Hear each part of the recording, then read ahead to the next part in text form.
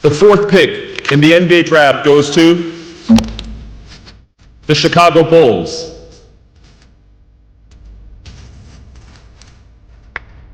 The third pick will be made by the Memphis Grizzlies.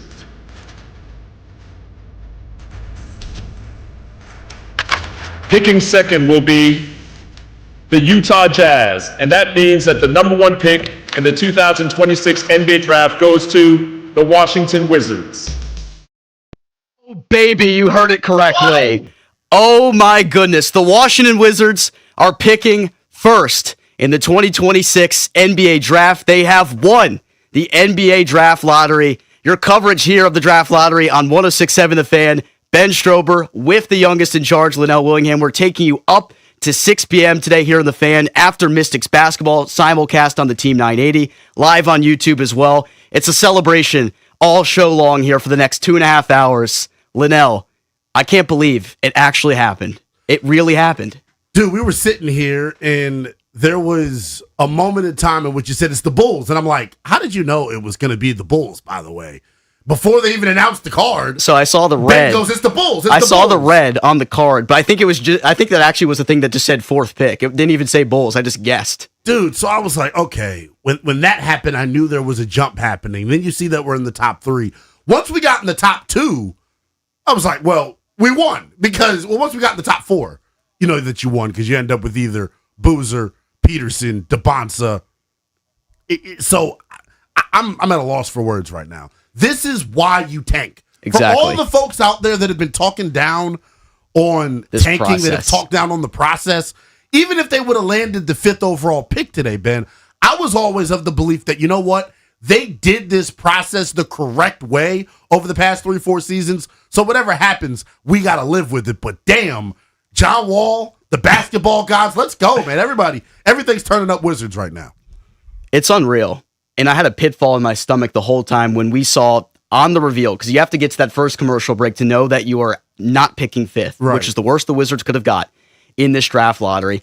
3 teams had already jumped. Utah had already jumped. That meant there was one more spot. Yeah. And it was pretty much between the Wizards and the Pacers.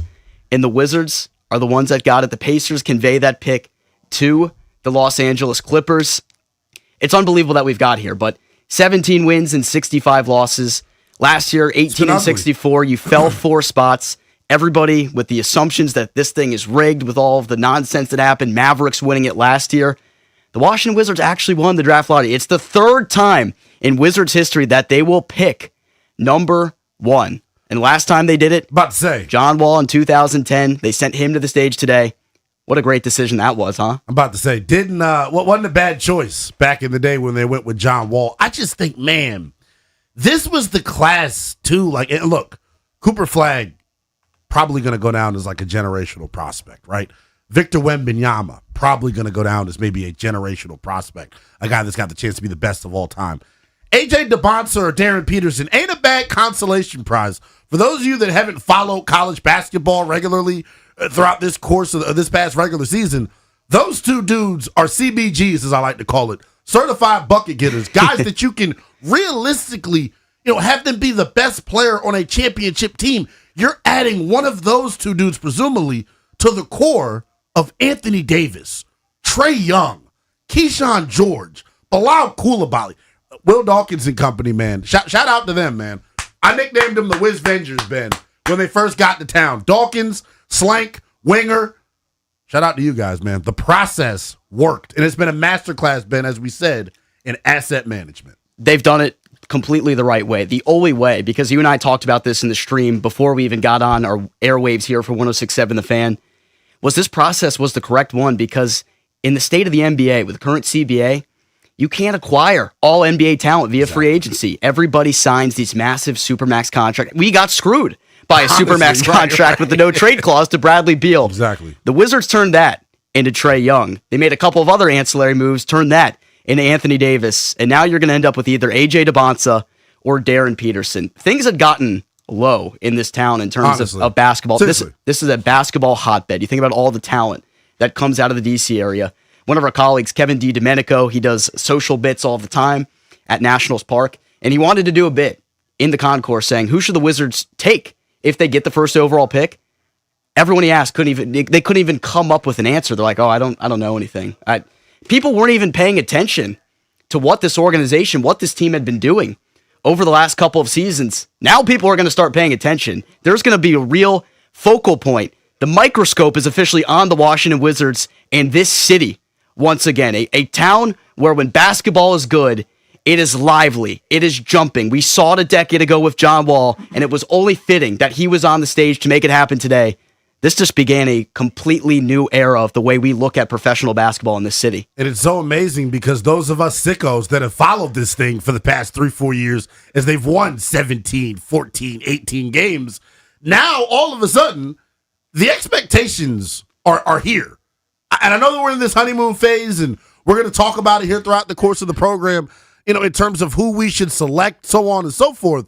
But the bottom line is they better get this pick right. Whoever they bring in here, they have to be a long-term piece of this thing. And, ideally, they're the superstar piece that you've been missing in this rebuild. The beautiful part about it, imagine if you didn't make the trade at the deadline to get Trae Young or Anthony Davis. The pressure that this number one pick was going to be under was going to be crazy because he was going to be the guy right away. The beautiful part about now having AD and Trae Young, he doesn't have to come in and be a 25-point per game scorer right off the outset. You know what I'm saying? He can ease his way into this. Absolutely. I'm just excited for how they're going to handle this. Think about the way that they've developed the other pieces here in Washington. Sar, George, Bilal. You do it with a guy in DeBonce or Peterson who's got more upside than both of them? Come on, man.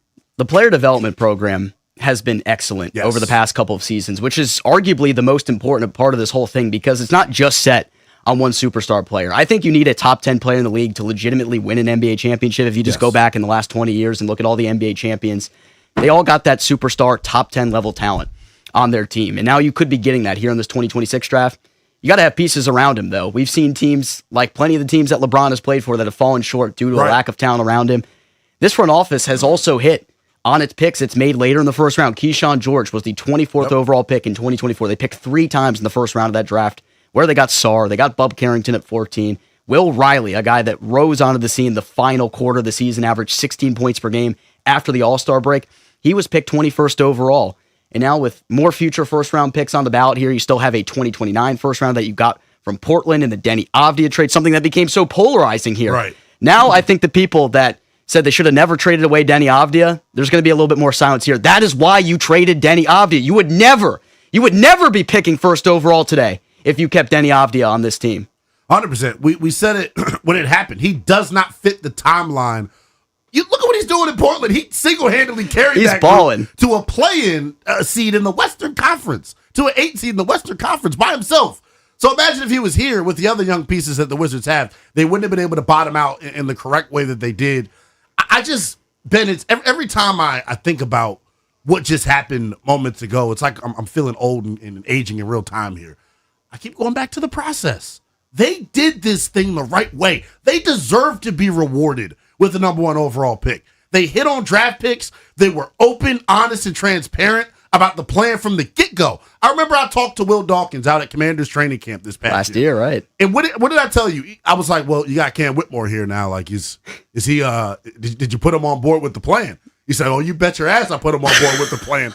and it's little comments like that make you laugh, but in the back of his mind, Will Dawkins, look at where he comes from. What Sam Presti and OKC is doing right now, in the way that they have stockpiled a collection of draft picks and hit pick after pick after pick, the Wizards, to me, fans, are on that trajectory.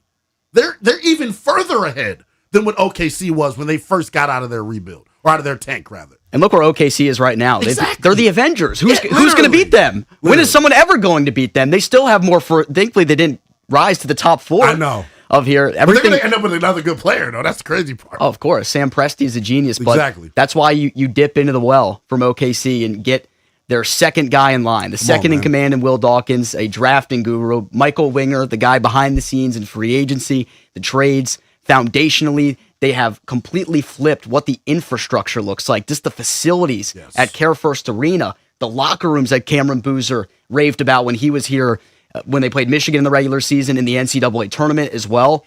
They are completely trying to change what the view is of the organization. Anthony Davis has said as much. The product on the floor is the last thing they had to get going. Now you're going to get your piece that is hopefully going to culminate this entire process. You've gotten young talent. You've developed some of these guys into what could be all-star players in the future. Were you ever going to get that superstar? Would you get it in the draft ever?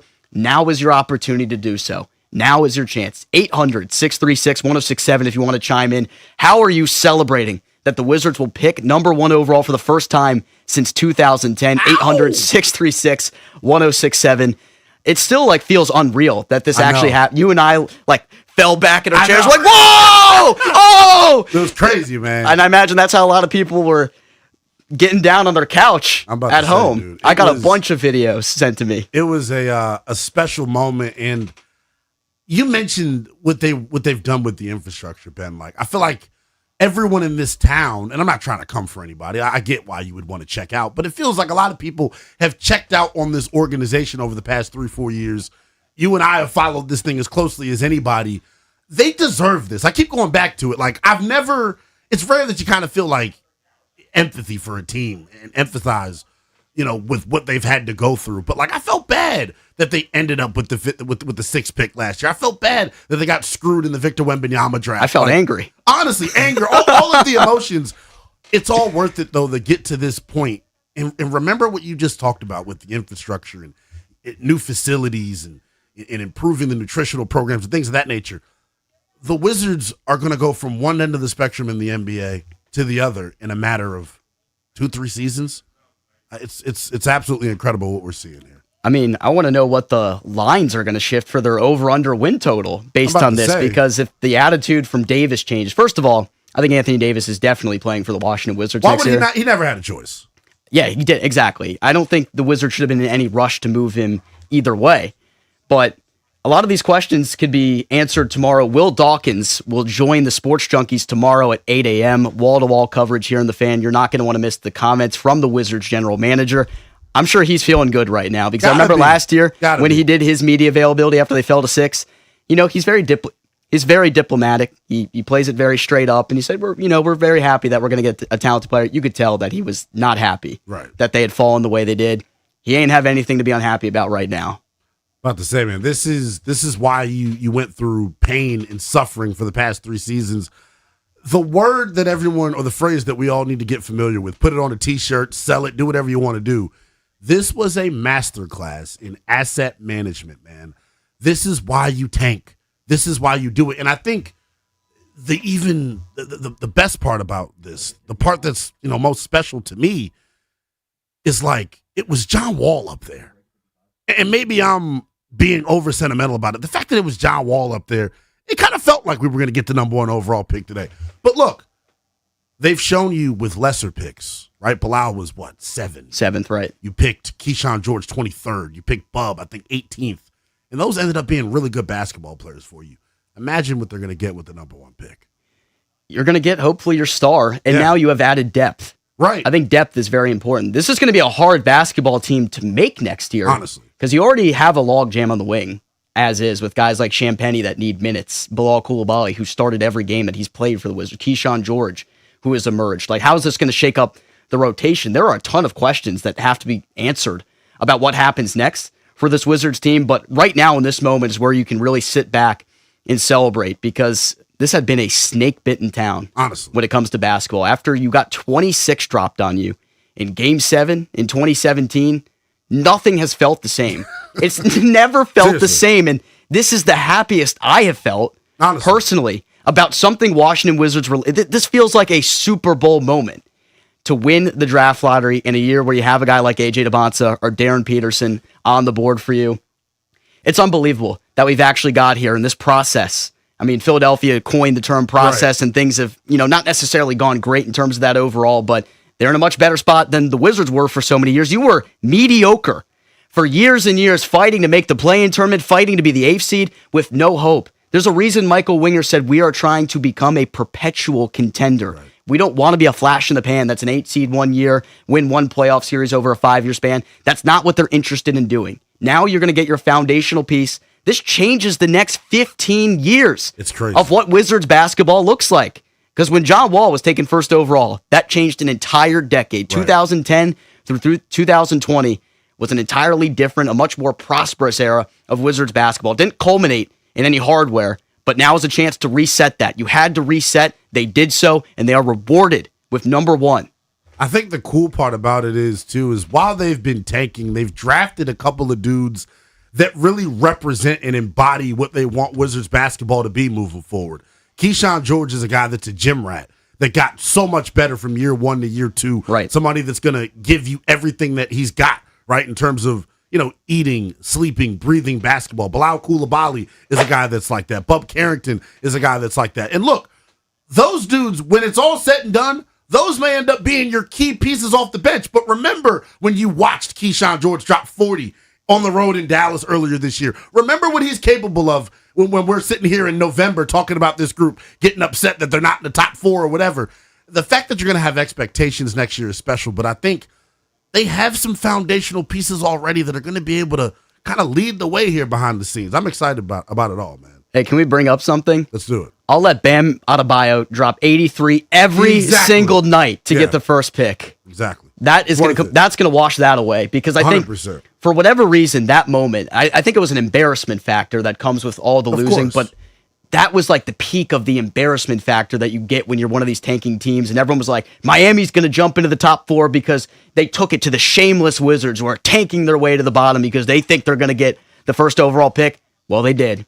Well, look, they got the first overall pick. In woke circles, they talk about humiliation rituals. That was our humiliation ritual to end up with the number one pick. And like you said, I'll do it 7 days out the week and twice on Sundays. I'm doing cartwheels. I'm doing backflips right now. I'm doing whatever to celebrate. How are you celebrating? I want to know how the fans are getting down here in the D.C. area now that the Wizards will pick first overall in June.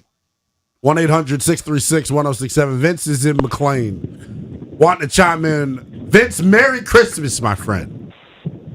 Hey, man, Merry Christmas. What a great day for the Wizards. It's been a long time for us long-suffering fans that stuck with the team over the years. I want to ask you guys real quick about coaching. I know it's an exciting time with a lot of talent, but the talent's only as good as the coaching. What do you guys think they should do with Keith? And if not Keith, where do they go from here? Thanks, guys. We appreciate the call, Vince. Ben, this has been something that me and you have talked about ad nauseum. I've always felt like I've been in the minority with this, and no one's been on my side. But then when I have convos with you, we kind of, let cooler heads prevail. Brian Keith is known for player development, right? Like, that's the number one thing he's been known for. Oversaw the development of Russell Westbrook, James Harden, Kevin KD. Durant. Look at how the young Wizards have developed from year one to year two. Look at the jump that Alex Sarr made. Look at the jump that Keyshawn George made. He's been the tank commander, right? Everyone's laughed at it. He's been the guy at the head of the bench kind of wearing it while they've gotten their ass kicked. But I know behind the scenes from talking to people within that organization and in that building, you have too, Ben, there is a respect that everyone in that locker room has for Brian Keith. And he's never a coach that's going to come out and rip his dudes, in front of the media. That's just not how he's wired. Mm-hmm. One of the nicest dudes in the world.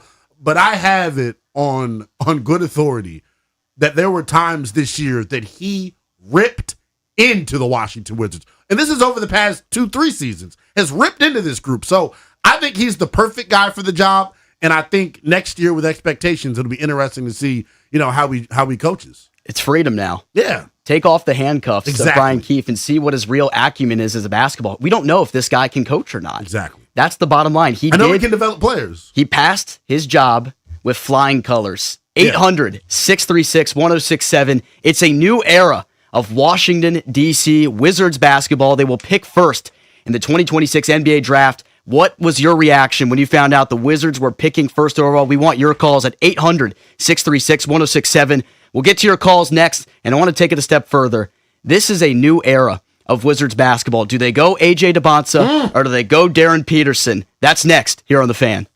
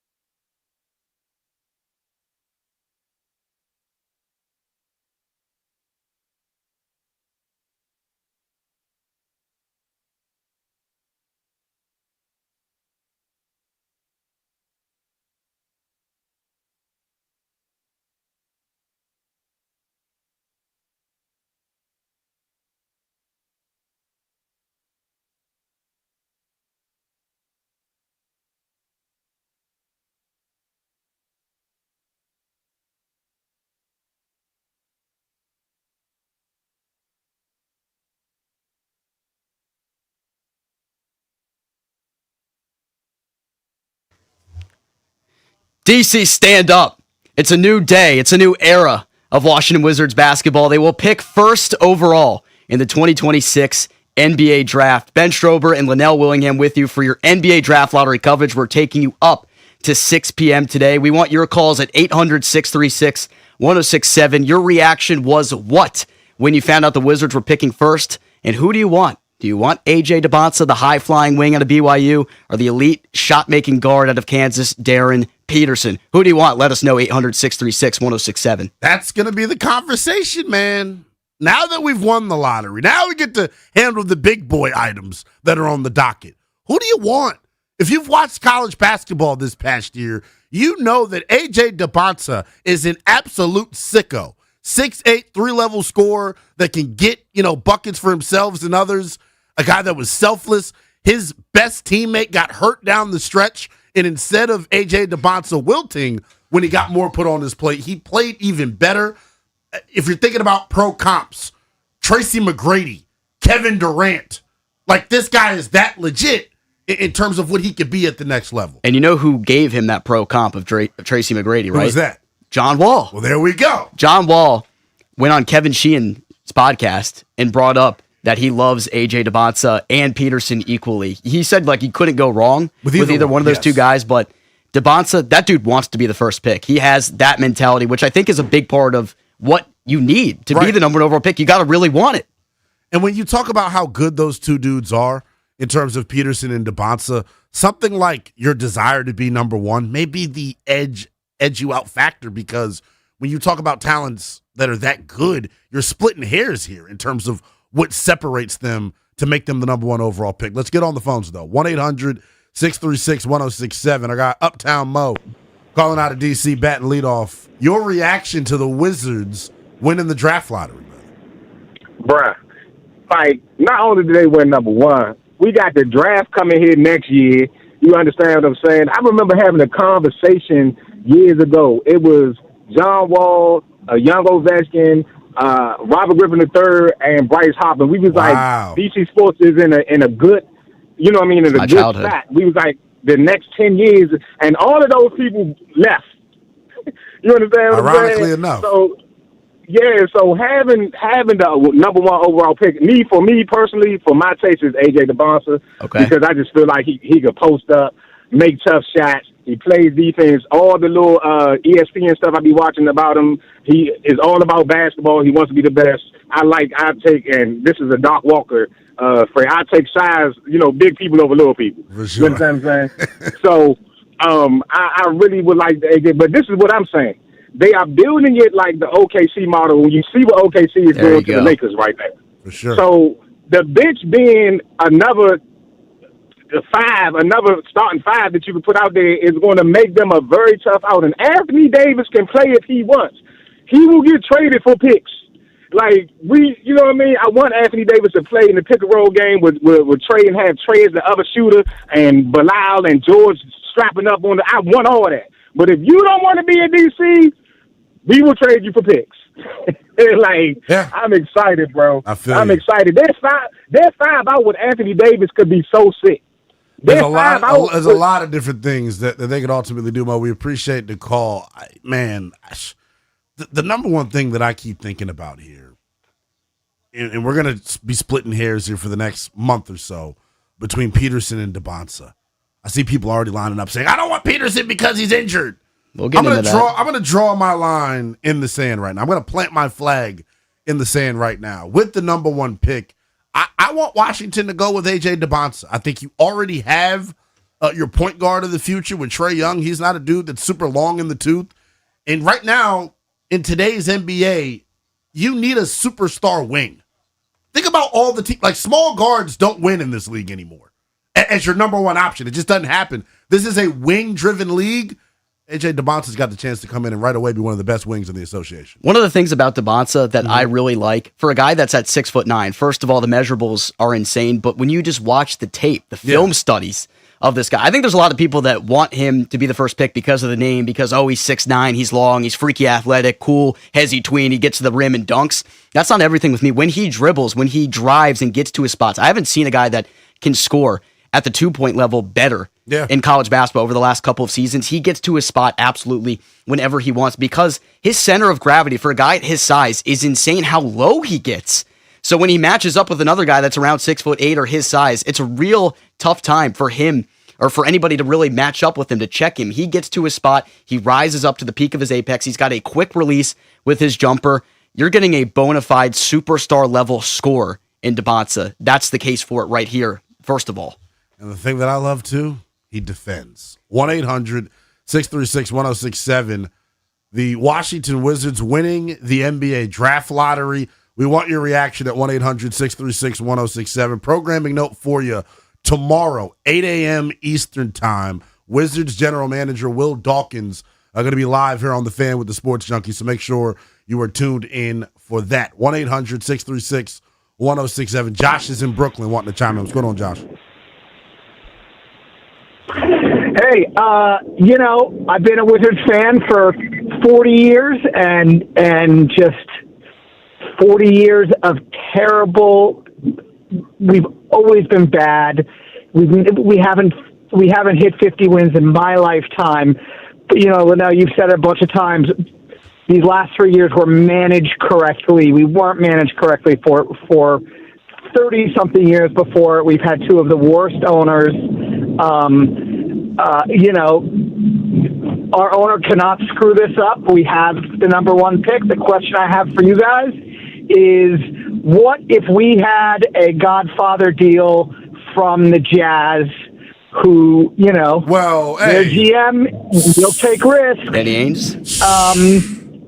Yeah, what if Ainge, do you remember, it might have been before your time, but Ainge had like 8 picks to get his guy that fell through. I'm forgetting who it was, about 10 years ago. I think the premise of what you're saying is fascinating, Josh. I appreciate the call. This is, because they're so tightly graded for me as prospects, talking about DeBonsa and Peterson, if Utah decides they want to throw a king's ransom at you and give you a win now, say they throw in Walker Kessler. If they offer you Walker Kessler to get from 1 to 2, but then you're moving AD. Maybe it's one of the wings. I'll say this: I am 110% open to a potential trade back with Utah, simply for the fact of Peterson and DeBonsa. There's not some significant gap between them as prospects. No, it's not consensus at all. Everybody knew Cooper Flagg was the number 1 overall pick last year. That's why it was insane that Nico Harrison traded Luka Doncic and was immediately gifted Cooper Flagg. He still got fired, by the way. Exactly. So Simon Ujiri he's got his hands tied to get things righted there in Dallas. I think they're picking 8th. I'd have to double check again what the results ended up being. But here's the thing with Peterson.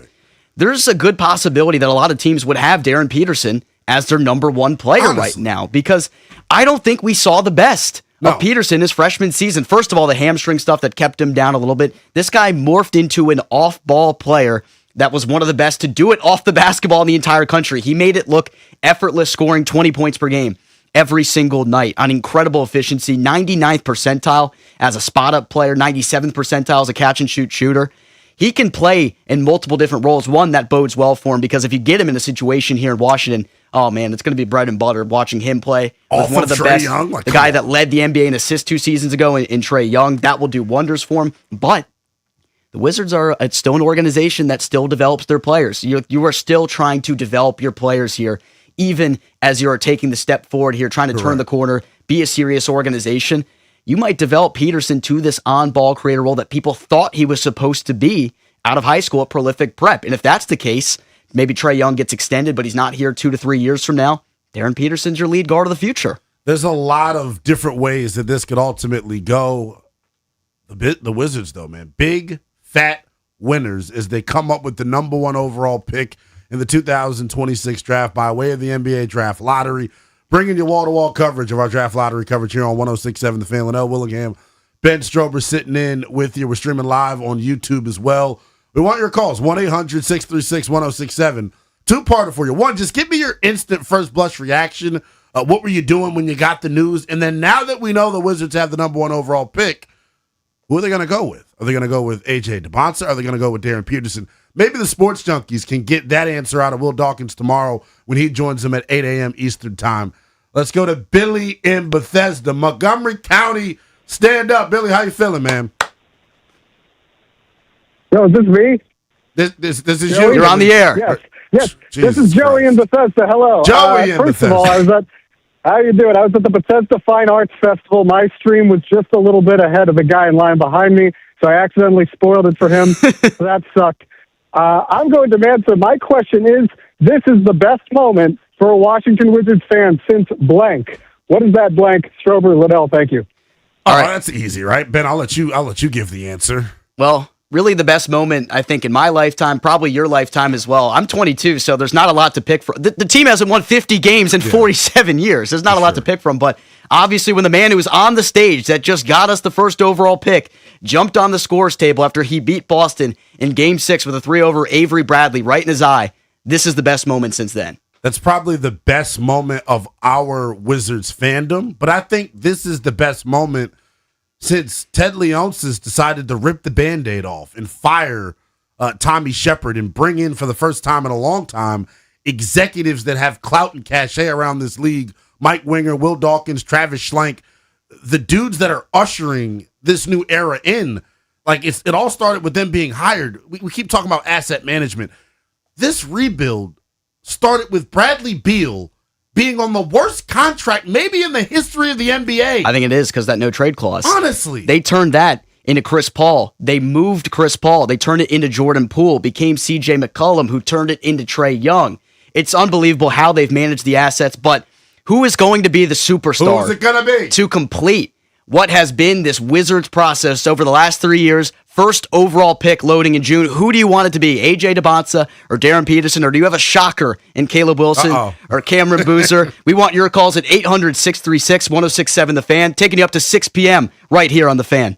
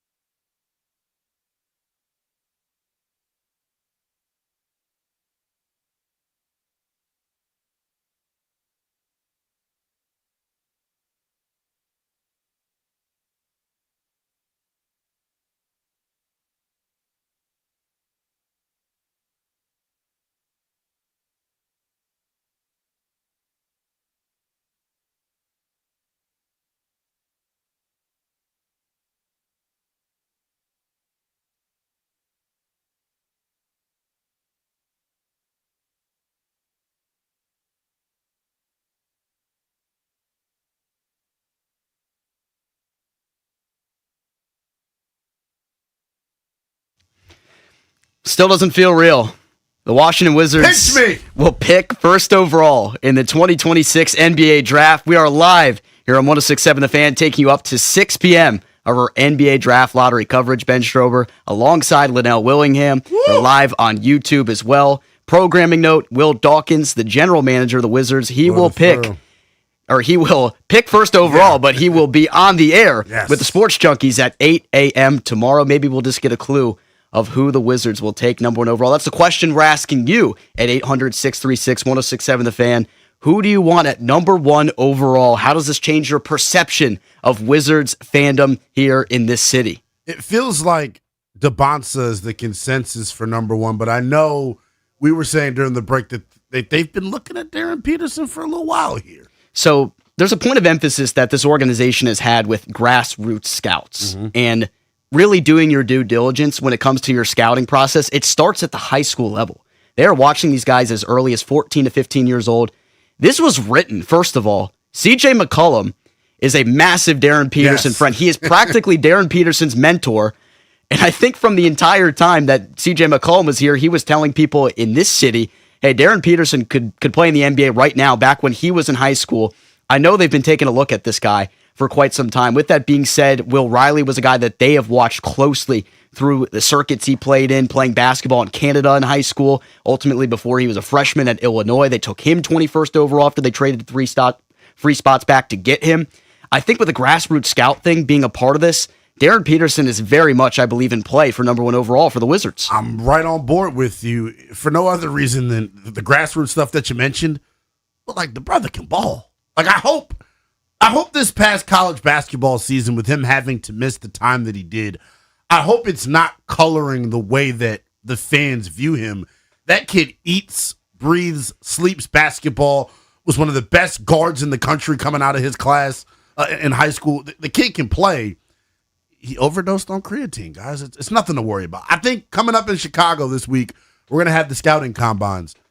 If his medicals are clear and there's no red flags there are going to be a litany of teams that have him as that number one prospect. And let's point this out. At 6'6", the perfect size for a guy that you could morph into your lead guard, whether he's playing NBA, at the two.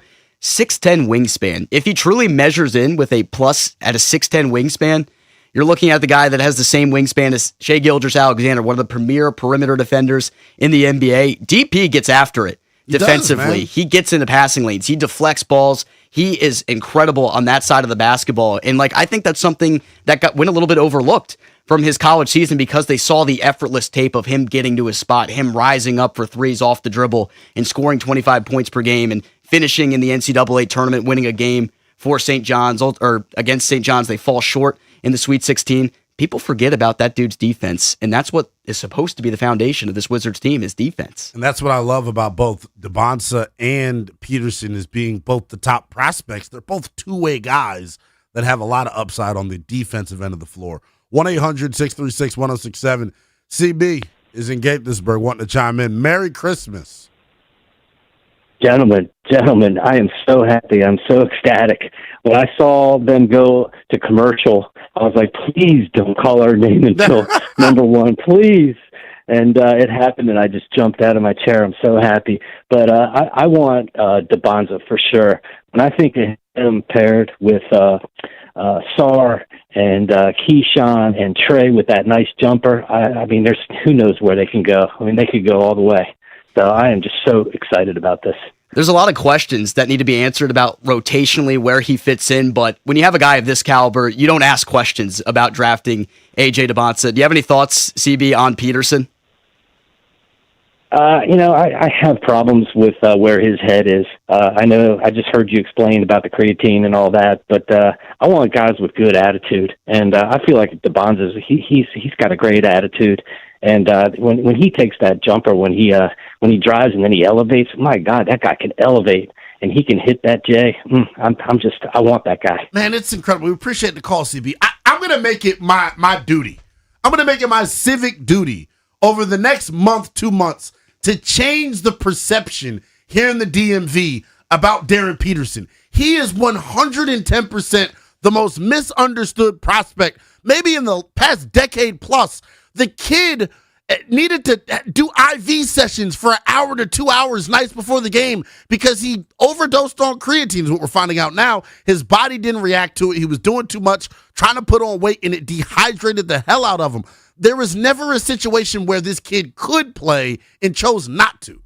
Look, there's elements of being a professional athlete include the way you take care of yourself, hydration, what you eat. That's supposedly something the Wizards have worked on as well, is making sure people are in the right mindset. They stole that from the OKC model. Guys show up for their jump season every single day throughout the summer. Are you eating the right things? Are you showing up? Are you lifting with intensity? Are you taking 500 shots a day? Are you putting in the 10,000 hours that you need to be a true professional? If the Wizards conduct their interviews, which obviously they're going to interview everybody, even though you're picking first, you're bringing in Cameron Boozer, you're bringing in Caleb Wilson, you need to collect data points on everyone, first of all. It's intel that you can get throughout this process in case someone becomes available on the trade market at some point in free agency. They need to bring everybody in for the interviews. And I know from talking to people in the organization, the Wizards have these prospects speak with everyone, not just Will Dawkins, not just Michael Winger. They talk to the PR staff. They talk to the people that work in the conditioning facilities, the people that fold the laundry. They meet everybody. They try to get as many data points as possible. So if they go Darren Peterson, #1 overall, I will feel comfortable they know his head is in the right place to do so. I was about to say, because of their process, and this goes back to what we talked about, their process over the past several years, they've shown you they're drafting dudes that want to win. They're drafting dudes that eat, breathe, and sleep basketball. I think Darren Peterson falls in that exact bucket. No matter who they pick, whether it's Peterson, or DeBonsa, the one thing that I love, and it goes back to what they did prior to the trade deadline. I mentioned this earlier.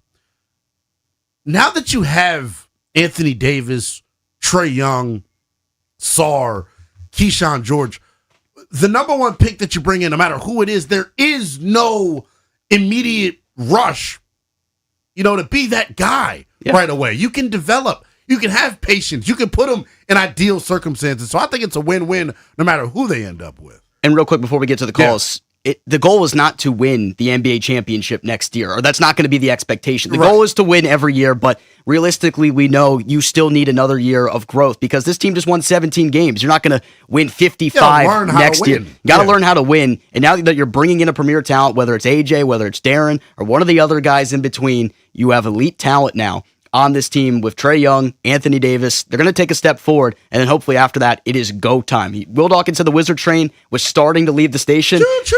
I think it just sped up just a little bit. Just a little bit. Not fully. Bit. Jerome is in Phoenix. What's going on? Hey, hello, gentlemen. Ben and Lynnell, how you doing today? Good, man. I am out here in 103-degree heat, right, in Phoenix.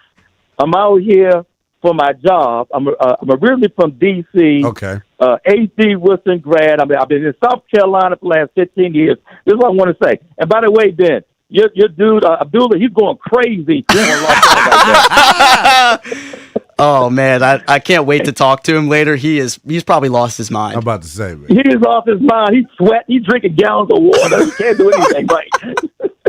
So what I want to say real quick, I try to get it all in, is that I travel for a living, right? So I'm in Phoenix right now. So this is where I go to. I support my Commanders and Wizards gear everywhere. So I'm in South Florida when Bam did that modern record on us. People laughing at me, right? I'm in Phoenix. People laughing at me. Then I go to my territory, New Orleans. They're laughing at me there for wearing my. Who's got the last laugh now, Jerome? Right. So now I'm about to go through the pool in 103-degree weather and sport my Wizard gear. There we go, Romy Rome. I dig it, man. I appreciate the call as always. 1-800-636-1067. Scotty is in Maryland. What's going on, Scotty? Hey, what's going on, y'all? How y'all doing today? Doing good, man. Over the moon. Man, I'm happy, man. I'm excited. My father sent me a screenshot of the ESPN headliner, #1 pick. I was like, oh, man. I was talking to my mother. I seen the message. I was like, oh, man. I had to run out the room. Came back. She's like, what's wrong? I'm like, man, I couldn't even explain it to her. She don't know basketball. But I'm like, look, we up. It's our turn. You know what I'm saying? But I'm rocking with AJ. And I'm going to just say she'll be, not to discredit Darren Peterson because he can't hoop. But I'm liking AJ a little bit more strictly off the intangibles. The fact he's 6'9", he lengthy. You know what I mean? He got off the floor a little bit. to move. I like that, and I think he has a higher floor than Peterson, and that's just my opinion. I think he'll ultimately be a better pro. And I'm like, why not? You know what I'm saying? Like you said, like you mentioned, he don't have to come in and be the guy. You know what I mean? Come in, give us 12 to 15. That'd be solid. He's a bucket. He could build on that. So I'm looking forward to it. I ain't gonna lie. He gonna give you more than 12 to 15, even if they got him as the fourth option. Multiply that by 2. Dog, like that's the thing that I keep thinking about here. And we got a lot more to discuss as we roll throughout the course of the program. You can chime in at 1-800-636-1067. The Wizards landing the number 1 overall pick in the 2026 draft. Lynnell, Willingham, Ben Strober, bringing you live reaction here on The Fan.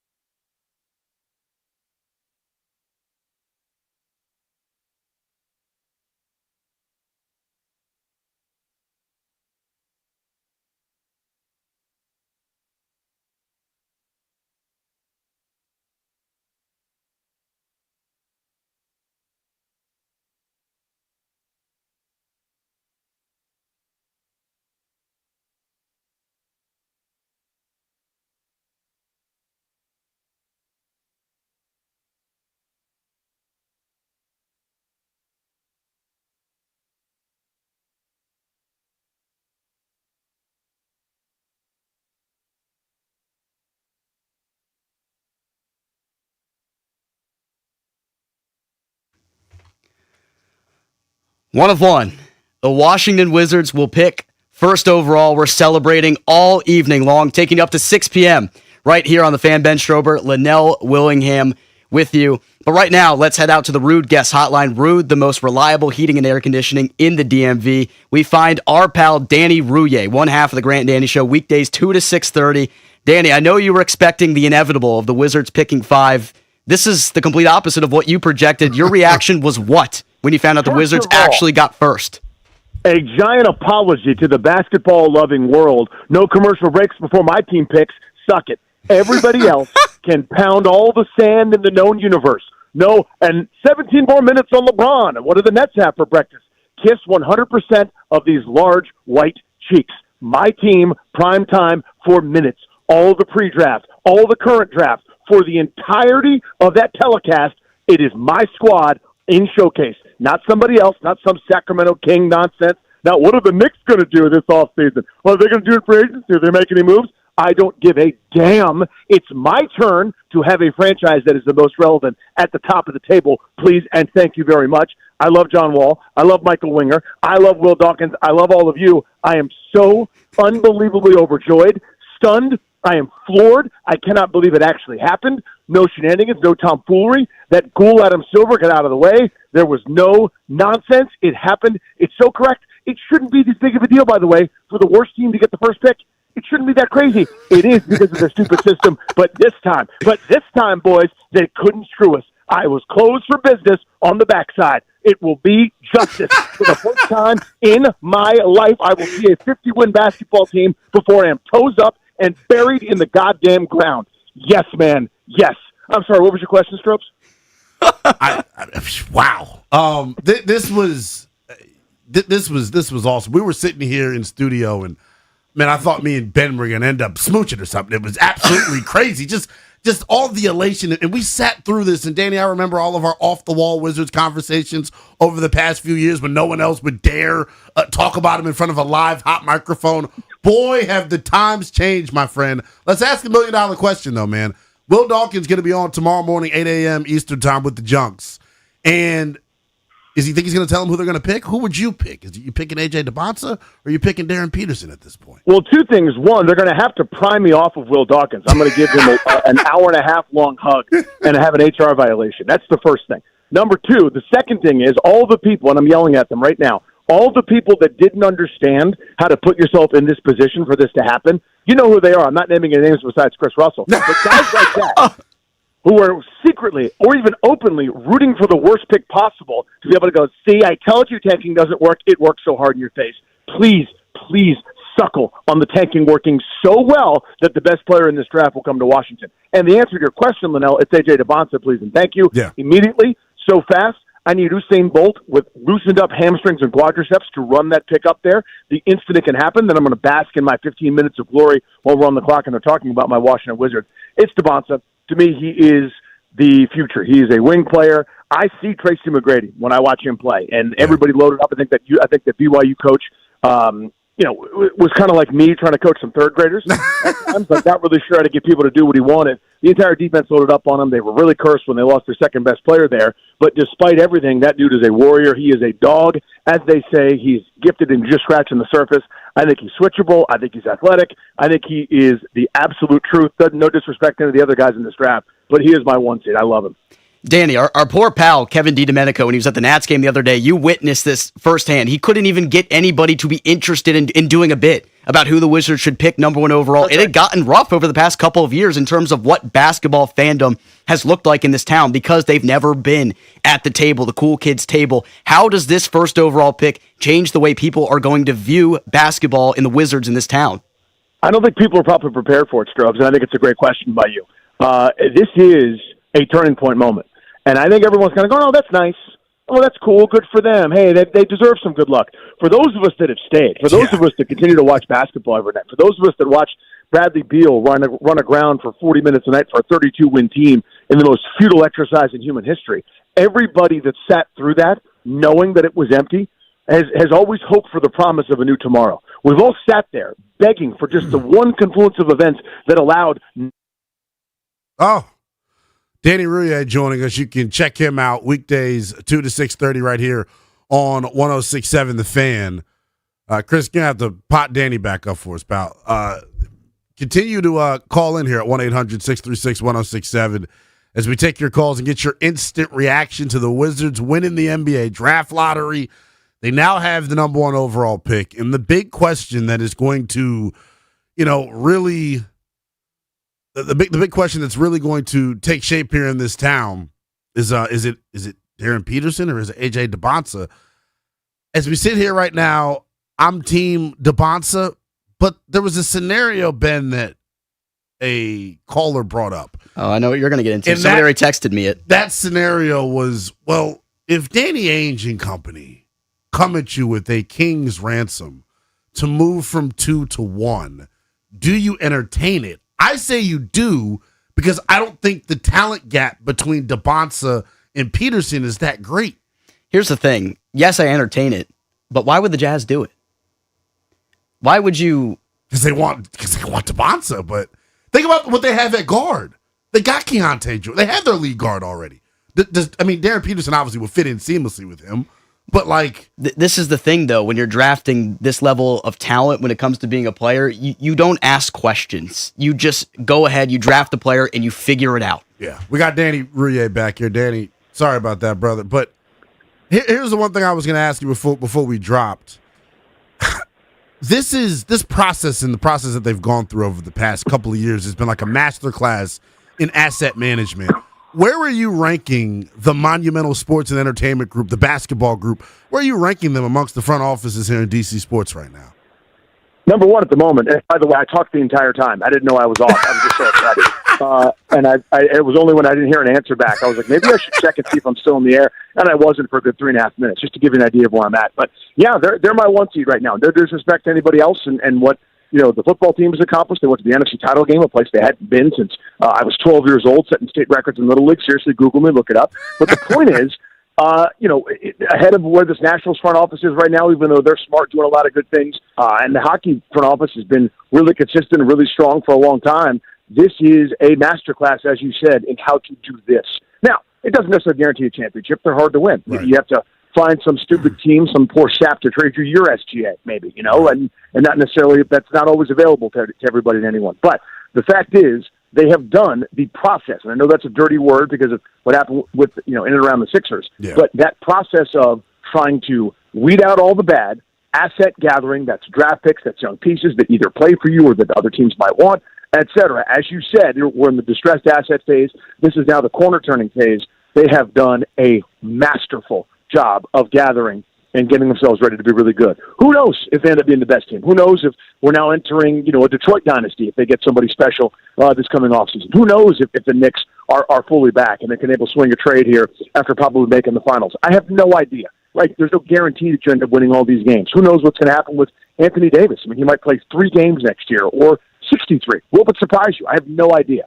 But the fact is, this corner is turning, and this is a huge seminal moment in Wizards history. I wanted to ask a question about Anthony Davis, actually. You brought it up. You never know how many games this guy's going to play because he finds himself on the trainer's table so much. But it's hard to answer this question, Danny, I know. But do you think this changes the attitude of Davis that he felt about playing here in D.C.?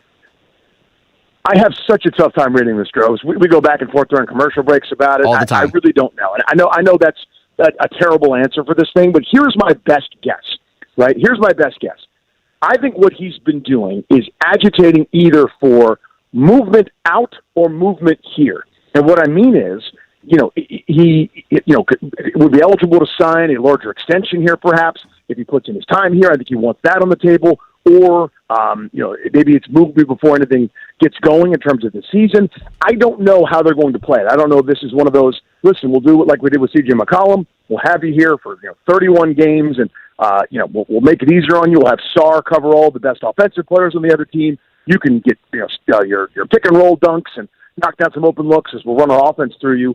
You'll be trade bait. You'll increase your value. It'll help everybody. You'll get out of here. We'll get something. Or you might be part of this thing. You might be part of a championship contender in a year and a half. That's not appealing to you in terms of a timetable? I really don't know. But I get the sense he was agitating for action, meaning either gone now or here, quote unquote, for longer. And of course, we know. I mean, he kind of invented this game where he signed an extension with the New Orleans Pelicans, I think they were called at the time, and then 14 and a half minutes later was like, okay, trade me to L.A. Wait, what? What happened? Did you just sign an extension? I sure did. Yeah. Anyway, trade me to L.A. So we've seen that happen too, but I think he was agitating for action. That's my best guess at the moment. A caller, I think it was Uptown Mo, Danny, that brought this up, was talking about just what DC sports is now going to look like from a young talent perspective. James Wood, C.J. Abrams, Jaden Daniels. I mean, whoever the Wizards draft for this number one overall pick gets thrown into that mix. Is this something that you think, is going to get people back excited about the Washington Wizards? Do you expect the buy-in to be 100% right away, or are people going to ease their way back to the Wizards? It's going to take a minute. There's some of us that are going to be raring to go from Jump Street, right, where they've been devoid of a star. Now they'll have one, presumably, right, with all the hype that comes with it. Again, the national attention will trickle to local, and we'll be excited about it. We'll do our best to kind of explain to the folks, how cool this really is. But, yeah, I don't all of a sudden expect nothing but, 41 sellouts for the upcoming season. I'm going to expect, an unbelievable turn, but there will be more, and it will build into something. When the worst thing you can do in sports is fall short of expectations. Yeah. And for years, that's what the Wizards did. The Wizards, literally, my whole life pretty much, Lynnell, even when they were the Bullets, they fell short of expectations. They set their expectations one way and then would fall short. That was the Redskins, then Redskins curse, and that's kind of the curse of this organization for so many years. This group did not do that, by the way. They set expectations appropriately. We are rebuilding. This is what it looks like. And so nobody's mad, but nobody's also tuning in for that. Now, when you start to set expectations higher, if people tune in and the rug gets pulled at first because there's growing pains or it takes a little longer, that might be some of those speed bumps and kind of individual moments that slow that growth. But I do think it's going to be something we can feel, something that'll be slightly, maybe not quite tangible, but we will feel that people are more and more excited as this thing goes. Danny, thanks for the time. Rub this in as many faces as you need to, my friend. You deserve it. Absolutely, boys. Listen, inappropriate behavior when I see both of you, okay? Apology notes have already been written. All right, I will seal it with a kiss. I love you both. That is Danny Rouhier. Our pal, Danny Rouhier. We love him to death. Nobody deserves this maybe more than him at our station. Woo. You see how fired up he is. So are the people on the phones. 800-636-1067. Your reactions to the Wizards landing number one overall. Let's go to Russell in D.C. What's going on, Russell? Hey, how you doing? What's going on, bro? Yeah, sorry about that. Yeah, so what if this happens? What if Utah makes a trade with Washington? We make a trade with Utah, where we select AJ, and we send AJ and Trey Johnson to Utah for Ace Bailey and Darren Peterson. Since we get Don't two, let me answer that that means question. Now we get two basically top three picks instead of one. I have been very quiet on the Trey Johnson versus Ace Bailey front because, Trey Johnson was, Taki hot to start his rookie year, and you don't want to be negative while we're tanking and everyone's already dunking on you. But hell yeah, I'd think about taking that, man. If you're asking me right now which prospect is better, I would still take Ace Bailey over Trey Johnson. 10 days. And one of the reasons why I say that because AJ. He is a Utah guy. Danny Ainge scouted this guy when he was like 9-10 years old, convinced him to move from Massachusetts to Utah, had him stay in college in Utah, and almost pulled off the biggest tank ever, and was going to get that guy. He was one pick away. Ace Bailey, on the other hand, is a D.C. guy. Ace Bailey did not want to go to Utah. He wanted to come to D.C. So let's make the NBA happy. Let's send everybody where they want to go. It's a good thought. It is a good thought, and it's something that might be entertained. If you're the Wizards, though, I don't know if you blink twice when you're picking first overall. I think the offer would have to be pretty crazy to move off the first overall pick. How crazy would it have to be, though? 'Cause here's the thing that we don't know. Okay. We don't know this. If I'm the Wizards, I'm playing it coy the entire process. I'm not giving any inkling or hint as to which prospect I prefer. Because if they, come out and tip their hand right away, you're not going to be able to get a really good, king's ransom to move off of it. But for all we know, Ben, they could view Peterson higher than DeBonsa. So I wouldn't poo-poo on the idea of it, is what I would say. We can entertain more of your calls, more of your thoughts, and that exact topic next. Would the Wizards entertain a trade with the Utah Jazz if the offer presented itself off the number one overall pick? We are celebrating with you here on The Fan until 6 p.m., 800-636-1067. That is the number to chime in. We'll be back with you in a moment right here on The Fan.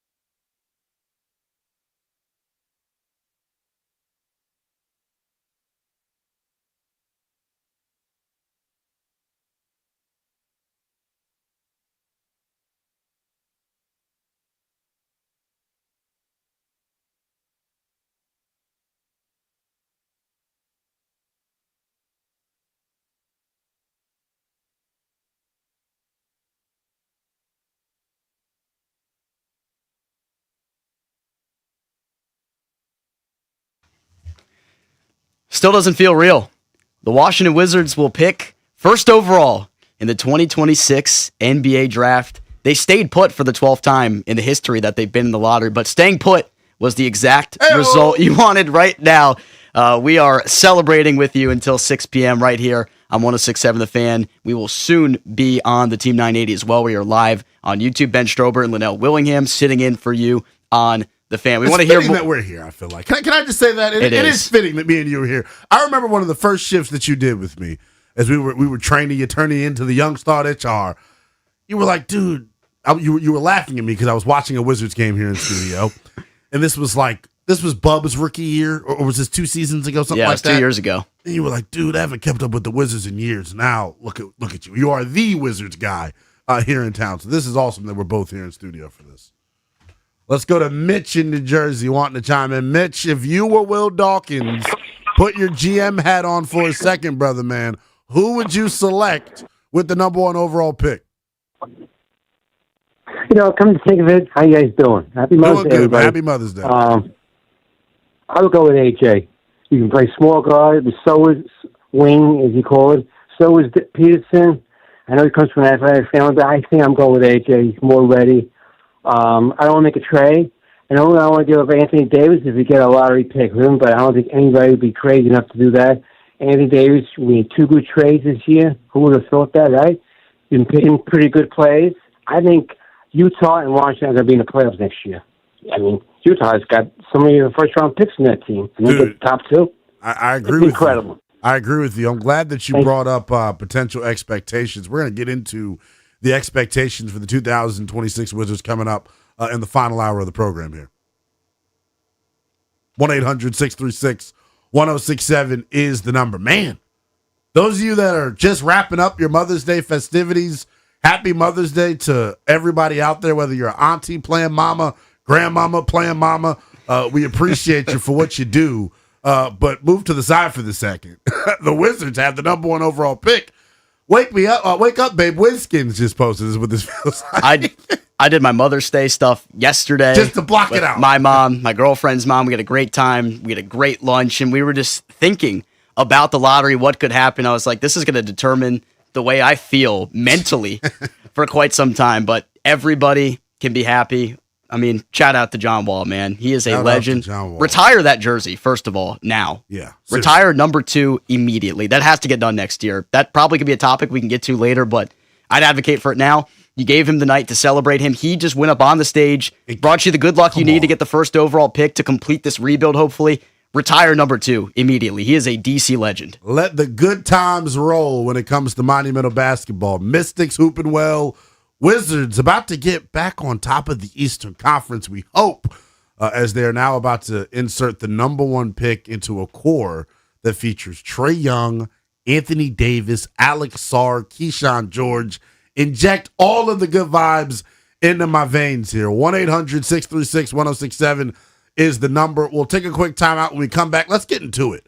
We'll continue to take your calls on who you prefer as the number 1 overall pick, but this is the conversation that I've been itching to get into. What are the expectations for the 2026 Washington Wizards? That's next on The Fan.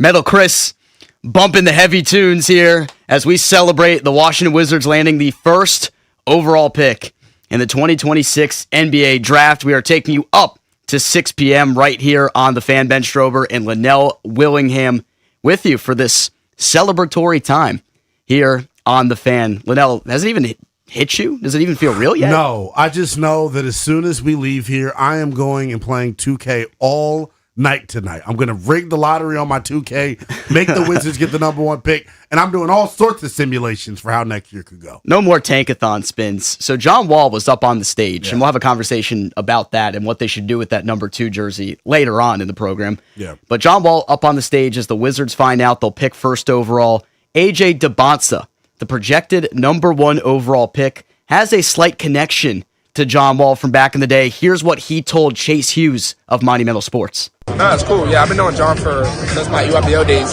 He came to one of my sessions and was trying to give me some advice, and I really appreciate it. It just feels written when you hear something like that. John, who's been a pillar in the basketball community, now he is a pillar in this DC community. He's going to build up his brand as an executive at Howard because his goal is to ultimately become an NBA general manager. I want to get into the conversation with John Wall here, actually, Lynnell, because think about the way it ended. He was in his shower, I believe, when he tore his Achilles in his home after getting a Supermax contract with his team. They trade him for Russell Westbrook. It shocked everybody back in 2020. That's what led to that top 8 protected pick they had to worry about this year. And it all comes full circle with them picking first overall. It's so good on the organization. One, they've patched up that relationship with Wall, made this connection. This is a DC legend. He needs to be treated as such. And now he has really brought them to the table for what was their most monumentous moment here since the organization turned over its front office to what it is now. Couldn't have had a better dude on the stage representing you. I don't mean to be super duper religious, but stick with me here for a second. I think, in this world, everything would be better if we just all loved on one another and were nice to people. But man, if I don't know how people get through their tough times. John Wall has been very, very open about. I don't think this is the time for that. But John Wall has been very open about his battle with depression and mental health and how the loss of his mother severely impacted him. It was a super dark time in his life, and the way that the Wizards organization leaned in and helped him out through that time, I think is huge. And he also talked about him leaning, on his faith and spirituality. Man, for John Wall to be up there today on Mother's Day with the Miss Francis pendant on, if you don't believe in the big man upstairs, I don't know what to tell you at this point, man. Just an awesome, awesome full circle moment. So I had a conversation with Drab, obviously the lead producer of the Junkies, and we were talking about this lottery extensively. He's a huge hoops guy, and I don't think he believed that this could happen for the Wizards today. He thought they'd get number 5. I think if I'm wrong, he can tweet at me about it. But the one thing that we talked about is storylines in this NBA draft. There has been a ton of stories, like would the Utah Jazz get number 1 and get to draft AJ Debonsa with this general manager that's been scouting him since he's 9 years old? It was always written that he was going to go there. Darren Peterson storyline within the Washington organization. Just everything falling into place for an Indiana team that was a game away from winning the finals before a ruptured Achilles for Halliburton. Then they take the year off to tank. Would that lead to them having a top pick and then really turning the corner in the Eastern Conference again next year?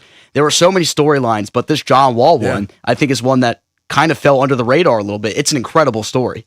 It is, man. And I think as we move closer towards the start of the season, and we're going to have a conversation about that number 2 jersey, because I think you're spot on in terms of it needs to be retired.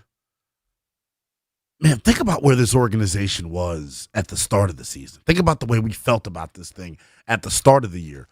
Last year's fall in the lottery, I think, was the last straw for some folks. It was a gut punch. It was a gut punch, yeah. When it happened, I was at my friend's house in College Park. I stormed out. I didn't watch I didn't even know Dallas had won or Philadelphia left in it. I didn't even know any of those things because I was so upset that I left and I went and laid in my bed, stared at the ceiling, and I was like, why? Why does this always happen to me? When am I going to be part of the cool kid club when it comes to rooting for an NBA basketball team? I'm tired. We're tired of getting laughed at. Being a Washington Wizards fan, people tell you that and they laugh at you. I've had Uber drivers, when I tell them that I cover the Wizards for a podcast, they literally have laughed at me in my face because that's how the Wizards were perceived from the outside. They're going to change that narrative. This is the opportunity to do so. Yeah. And I think they have the right people in charge, which is why, however this afternoon went, I was going to be satisfied and okay with the result because like we've continued to lay out here, the process that they went through to get to this point, they're being rewarded by the basketball gods, I think. This was a ethical tank.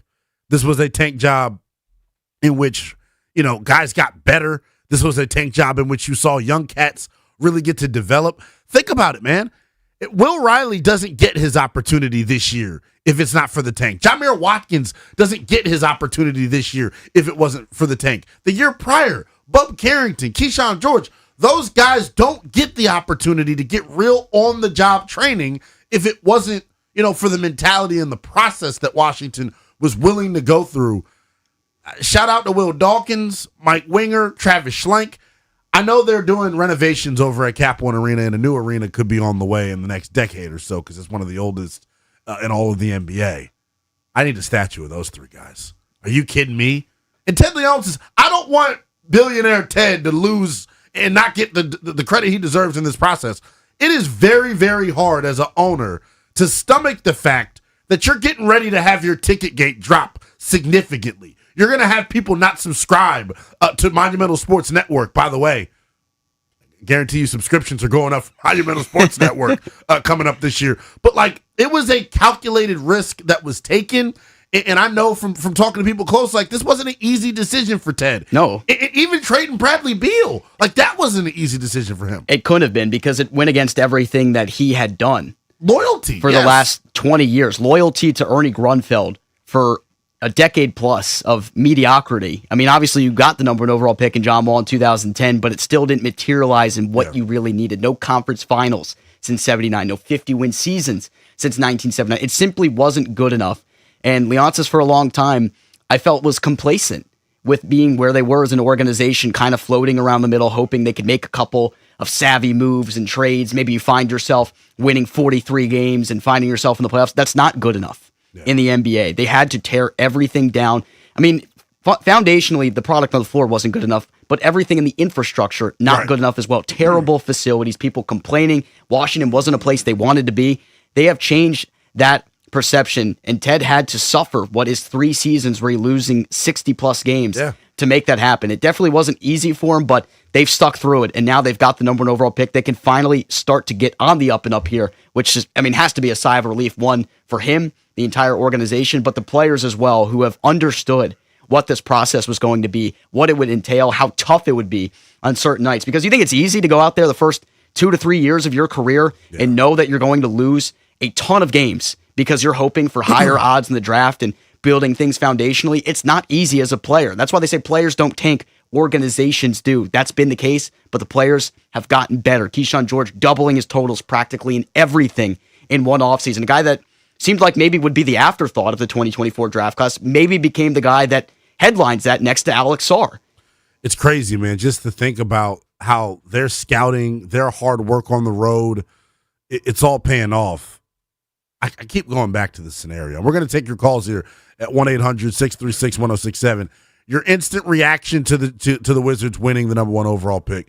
Do you want A.J. DeBonta or Darren Peterson? And then what are your expectations for the 2026 Washington Wizards? But real quick, since we were talking about potential hypotheticals here, if the Utah Jazz really, really, really want the number one overall pick, could we do a Anthony Davis for Jaren Jackson Jr. swap? That would very much entice me. That would be something that moves the needle a little bit. Here's my question, though. Then I think you have two bigs that don't rebound particularly well. With in Jackson, JJJ and Sarr. Those guys aren't great rebounding bigs. They protect the hell out of the rim. The switchability is out of this world. But look how good your front court would be defensively with AD and Sarr. I know you're relying on AD to be healthy, but that defensive front court is going to make your back court that has a liability defensively in Trae Young look that much better. And then you got your wings and Keyshawn and Bilal.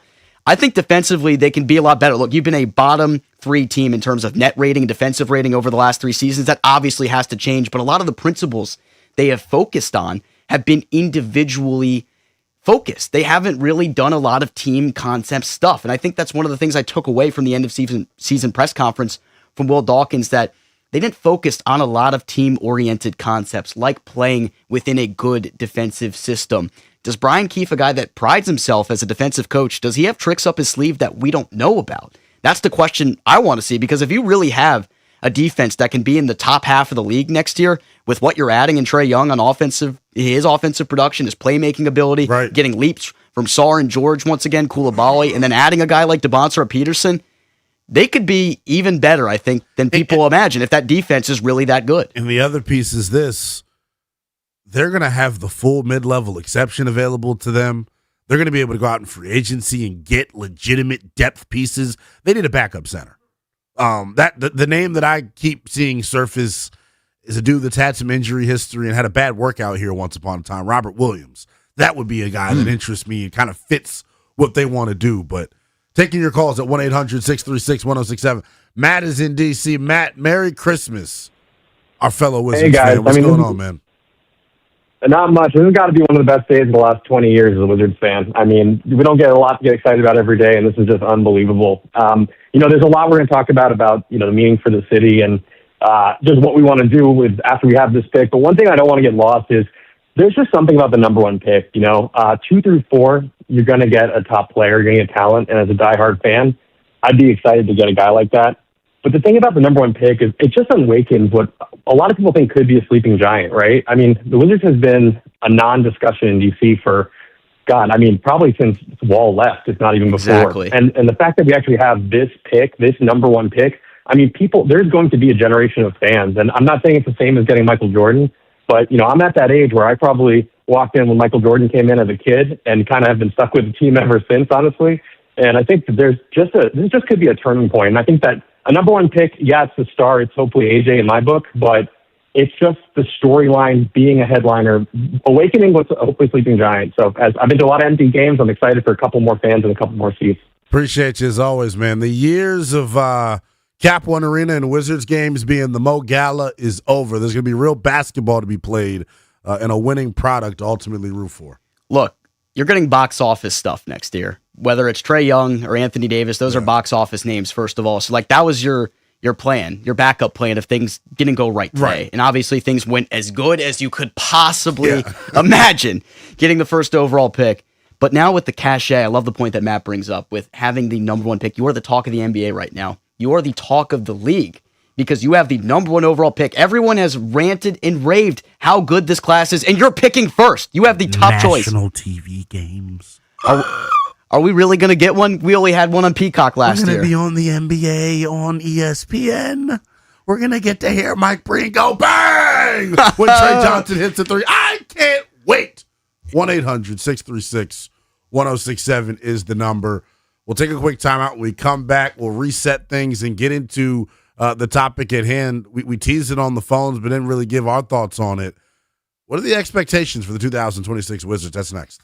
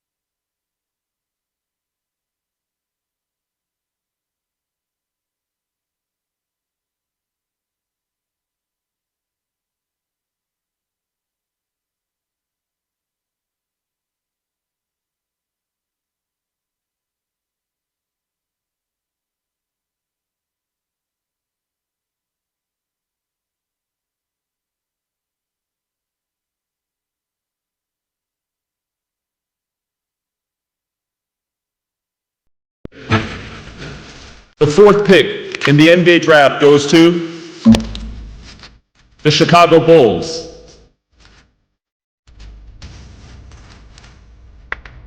The third pick will be made by the Memphis Grizzlies.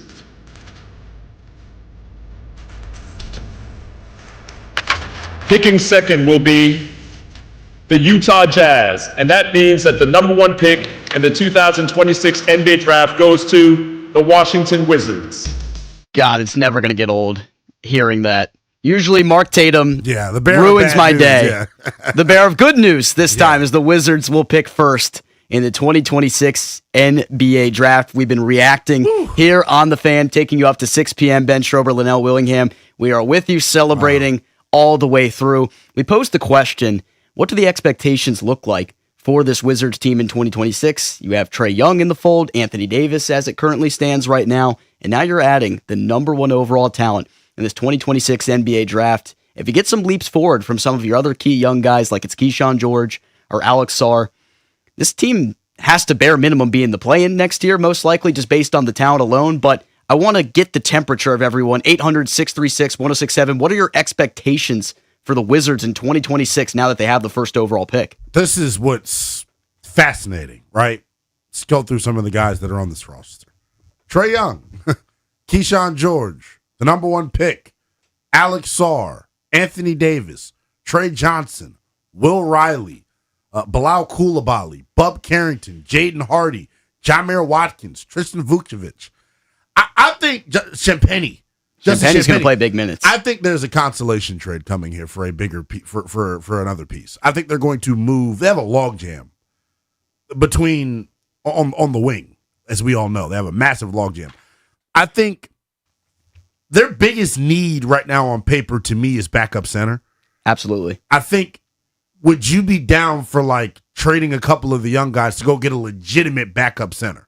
It depends which young guys you're referring to here, because like you have the long jam, as you mentioned, on the wings. You're going to find out who you value the most. But the thing that's important about this year for me, this is the first year where we can start to really evaluate these young players based on how they can win you games. Right. Yeah. We don't know the answers to those questions right now. And Justin Champagnie, I know you don't see a lot of him. And somebody, if you look at the box scores, he gets DNPs. There was a reason for that. Yeah. He impacts the team winning too much. If you look at all the advanced metrics, because he's out there snagging offensive rebounds at 6'6", Champagnie's going to play elite winning basketball for this team, I think. So I wouldn't expect him to be the guy. But now in 2026, when you have real expectations, you don't have a cloud hanging over your head of this top 8 protected pick, you get to start evaluating how these young players can handle being in an environment where you're competing, trying to win games, because not everybody is going to rise to the cream of the crop. No. Somebody's going to be left behind. That's why training camp for this team is going to be uber important. Summer league for this group is going to be uber important. It just feels like that trade is coming. I don't know which trio of youngins it'll be. I don't know which duo of youngins it'll be, but I know let's just look at what they have from like a cap standpoint, an asset standpoint. Their best free agent tool is the entire full mid-level exception that they have. That can be used to go get a win-now impact veteran that can come in here. You need the bruising big. Yeah, that's what you need. Big. You need physicality, because you were the lightest team in the NBA last year. Will Dawkins likes to draft players that are skinny. And now they're expected to fill out their frame, obviously, but as it stands right now, when you were the youngest team in the NBA, that'll show when you go against a Giannis Antetokounmpo, a Karl Anthony Towns, Bam Adebayo, Paolo Banchero. If you can't match up physicality-wise with some of those guys, your answer is bringing in a big that can command the middle for you and be the physical bruiser that you need. OKC did the exact same thing when they went out and acquired Isaiah Hartenstein. That is the exact kind of player I think the Wizards need right now. And a name that I look at, I think this is a bit of a dark horse candidate, and it's a long shot for them to get this guy. I'm looking at Mitchell Robinson from New York. Yeah. It feels like a long shot because they're probably going to extend him, but Mitchell Robinson would be somebody that's super interesting. I look at Robert Williams. He's had injury, history, but he's a guy that I think 110% would fit that bill. Another name that's kind of that maybe people aren't gonna be over the moon about, and maybe not a lot of people know this name. Veteran Andre Drummond. Andre Drummond's given really, really good backup center minutes for Philadelphia. That's a good point. Here in the postseason. That's a guy. Zach Collins out in Chicago. is a 28-year-old that kind of fits your young timeline. And I want to bring up another point here. We've been bought in the youth movement, of course. Yeah. But it doesn't last forever, No. obviously. Not all of your young guys fit into what you're looking for. I mean, you think about what the OKC Thunder, and I bring them up so much because that's what you're emulating here. Right. With Will Dawkins and Michael Winger as your executives. You're trying to emulate what OKC has done. There's a reason they look like an unstoppable juggernaut that's never going to lose. Again, the trade they made when they moved off of Josh Giddey, a guy they didn't felt like fit within what they were trying to do. You get Alex Caruso, a defensive demon, a guy that gives you those adequate minutes that you need off the bench. When you feel like you're ready to take that step forward and win a competitive, like you're trying to compete to win a championship, you're going to add those type of veteran players to your team. So buckle up. There might be one more year here where you're really starting to evaluate, see who's contributing to winning, like who's going to be with you going forward. But at some point, you're not going to have just all babies on the roster anymore. You're going to find who the best of those guys, they're going to become grown men, and they're going to start winning you games, and then you're going to add, you're going to supplement to your team. I'm excited about what is to come here with the Wizards. The question we were asking at 1-800-636-1067 is this: what are the expectations for the 2026 Washington Wizards? I think it's a fascinating conversation.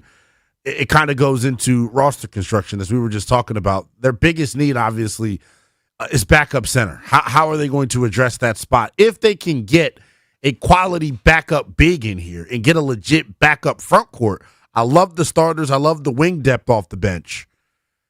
Ben, I don't want people to think, Lynnell's crazy. What the hell is he talking about? Let's just go through it team by team here in the Eastern Conference in terms of their outlook. The best returning teams in the East next year are going to be Detroit, Boston, and the New York Knicks.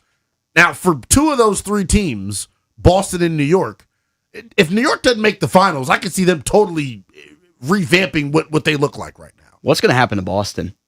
Well, I think it's silly that every time they come up short, people want to break that duo up. But they're going to be in the Robert Williams business. They're going to be in that big business. They're paying four guys pretty much all of their money right now, is the thing. Yeah. Derek White feels like he's the odd man out. That could be a guy that has moved, and that's a guy that's would impact winning on a really good team for sure. About to say, look at Cleveland. Like, what are they going to do? Like, they're going to have to revamp their core. Orlando's going to be fully healthy, so they're going to be in that mix. I mean, they got screwed today, but Indiana with Tyrese Halliburton, they're going to be back. Yeah, they basically traded traded the fifth pick for Zubac, which feel how you want to feel about it. Yeah, they'll be good next year. They'll be back. They also got off of Benedict Mathurin too. I know that's the one that kind of hurt Indiana Pacer fans out there, but like this Eastern Conference, I think the Wizards fit in that top six line. I think if we're being reasonable, can they fit within the top six? The top six this year: Detroit, Boston, New York, Cleveland, Toronto, Atlanta. You expect Orlando to be more in that conversation. You expect Charlotte to be in that conversation for the entirety. They're of on the the year. up and up. If Philadelphia is able to stay healthy, I don't know how quickly they're going to be able to make this jump. I was talking top four earlier when I was high off of the lottery drawing, but like realistically speaking, your goal should be to make the play-in. Like that's your first goal you've got to accomplish here is be a 7 seed or higher. Absolutely, because the first time you make the playoffs with a young group of players, you're not going to win anything. That's the reality. NBA playoff basketball is a different sport than the regular season. And what we've seen in the playoffs this year has completely proven that. I thought Detroit was going to get bounced. It took them coming back 3-1 against Orlando just because Orlando kind of felt like they were built a little bit better for the playoffs, just because Cade was the only guy that was getting it done in terms of offensive production. You feel like you need like a co-star alongside you to be that guy. So like we could have conversations about if DeBonsa or Peterson becomes your star, who becomes the co-star that you need in the playoffs. Well, that's why I think, dude, Trae Young and Anthony Davis got to be licking their chops right now. Dude. Like, look at the situation that they're in. AD and Trae Young. Trae Young, I think, is just a happy-go-lucky guy and just wanted to get out of Atlanta.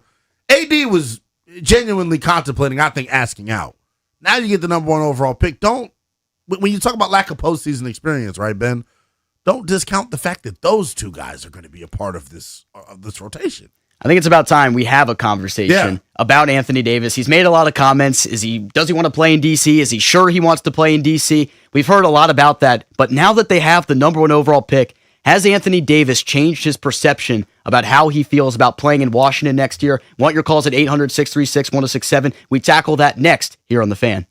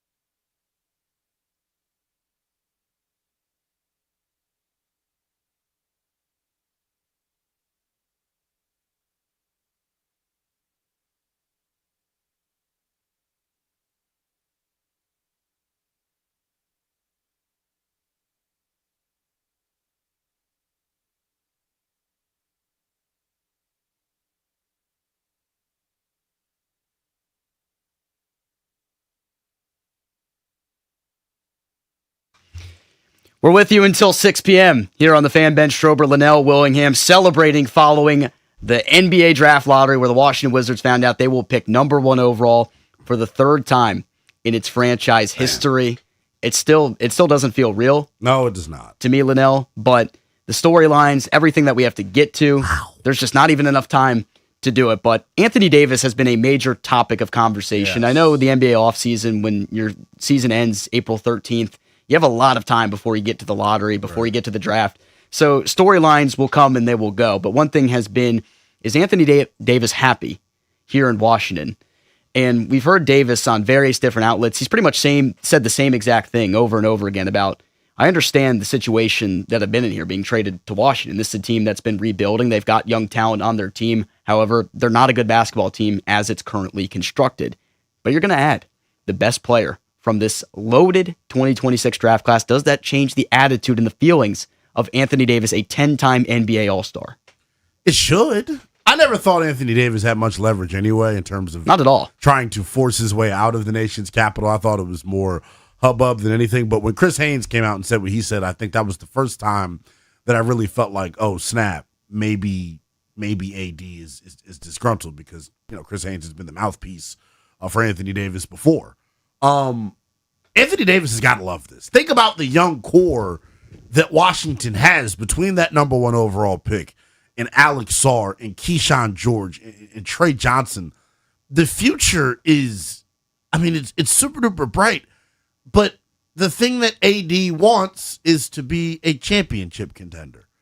I don't know if this roster, even with the number 1 overall pick, with AD, I don't know if they're a legitimate championship contender. It's going to take a healthy season of Anthony Davis and a healthy season of Trae Young to figure that out. But, if we're being real, even in the best case scenario with this group next year, the best case scenario would be your top 6 or top 4. I guess we don't know how Trae Young and AD are going to look together, by the way. I think I'm kind of underscoring how elite that duo could potentially be. The lobs, dude. The lobs. The pick and rolls. And then you're going to have somebody in the corner who's stretching the floor. Knock down threes. Is it Sarr? Is AD? Who's going to be out there catch and shoot? There's going to be catch and shoot opportunities for everyone on this team. Are they better than Atlanta? Are they better than Atlanta? Yes. Well, what happens with CJ McCollum this offseason? He's a free agent. I think no matter what, they're better than Atlanta. Think so? Yes. So Kuminga's got a team option too, but I think they're better than Atlanta, who was the 6th seed. I think they're better than Orlando. I like them better than Orlando. Paolo's their best player. Our best player is Trae Young. They're better than Toronto. They're better than Toronto for sure. I would put them over Charlotte as well. Well, all right. So here's the thing. We have these conversations right now, but we got to start winning the games to really see this materialize. But who knows how I'm saying on paper. But on paper, no. This is a good time to talk about these things, and we could be very wrong about it. Right. But to say that the team can't be over 500, win 40 plus games in the Eastern Conference, which I think the playoffs have proven it's pretty mid. It's not that good. No. Outside of Detroit, who looked very vulnerable in the first round. But Washington's got the front court to combat. If they walk into the season with Anthony Davis and Alex Sarr as their starting front court, it's the best front court in the Eastern Conference. I think Alex Sarr is going to take another massive step forward. Did you hear what I just said? Yes. If they walk into next year with Alex Sarr and Anthony Davis, what 1-2 punch at the 4 and 5 is better than that in the East?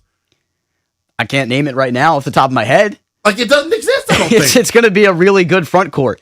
But you're banking on another big step here. Yes. From Sarr. Yes. Who had an incredible year number 2. If you think about what we saw from him in his rookie season, fading away from the basket, shying away from contact, sure. He came out like a dog, feasting right away off the get-go.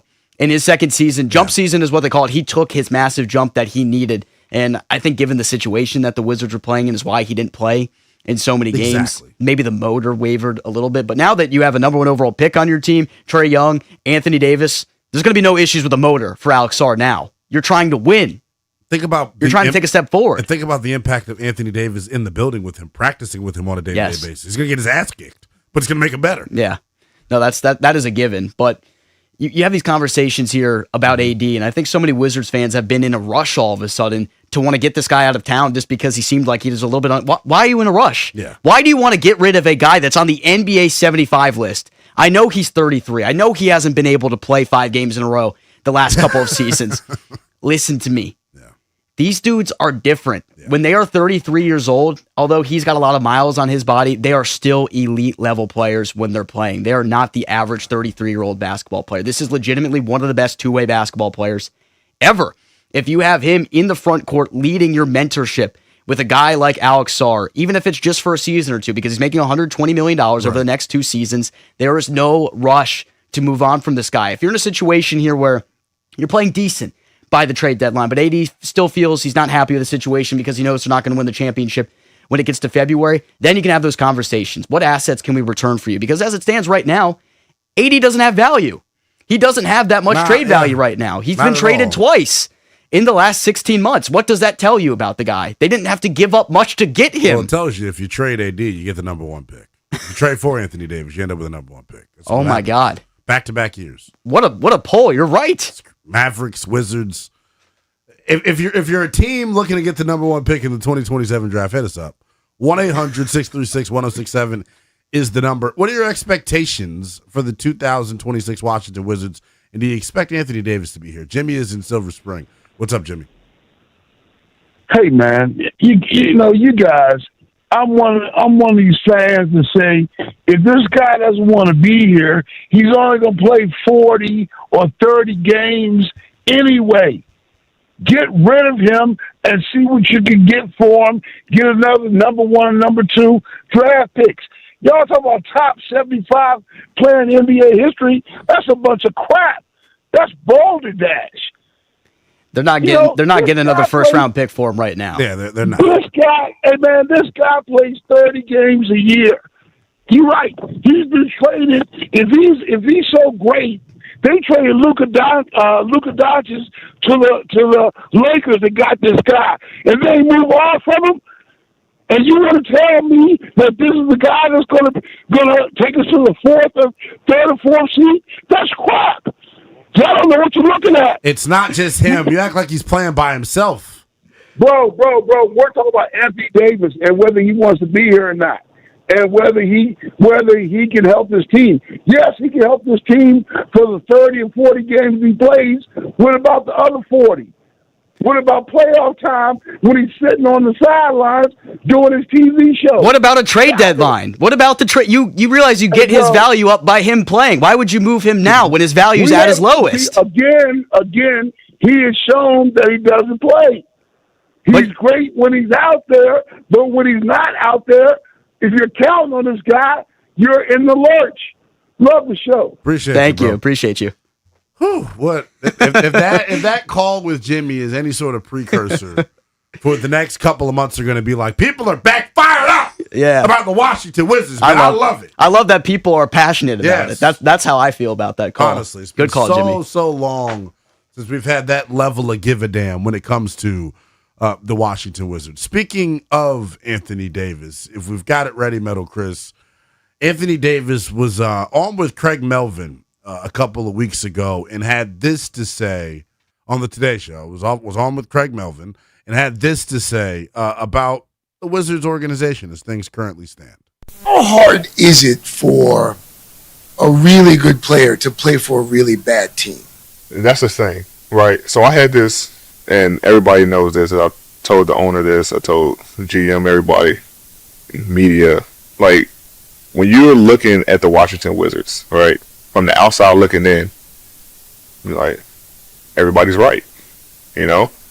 But when you get into the organization and see how great of an organization it is, like, the owner is amazing. Obviously, the city DC is amazing. We are a very bad basketball team. Yeah. For sure. On the flip side, I think it's very tough to go from bad team to like a championship contender. It takes time. Yes. And that's with anybody. I mean, it could be a team, you know, who's just won and just like not good. So it takes time. It takes a couple of years. Takes a couple of years. I think you hit the nail on the head with you're trying to take that step forward, but I feel like after getting the number 1 overall pick, he's going to be feeling a lot better about the situation that he is in here in DC. Taking you up to 6 p.m. right here on The Fan. Stick with us. We'll be back.